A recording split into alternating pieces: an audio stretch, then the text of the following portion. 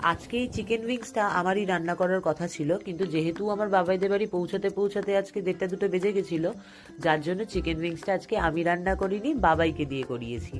আর আমি এটা বাড়ি থেকে ম্যারিনেট করে নিয়ে গেছিলাম, ওখানে গিয়ে শুধু কর্নফ্লাওয়ার আর ডিমটা মানে মিক্সড করেছি।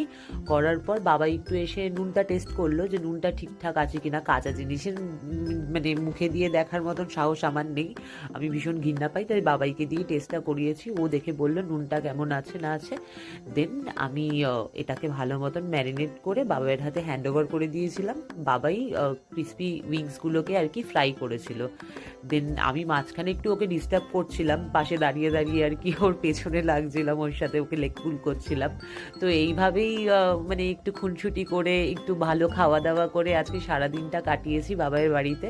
আর বাবাইয়েরও মানে উইংসগুলো খেয়ে ভীষণ ভালো লেগেছে। তোমাদের দেখে ভিডিওটা কেমন লাগলো অবশ্যই জানিও। ভালো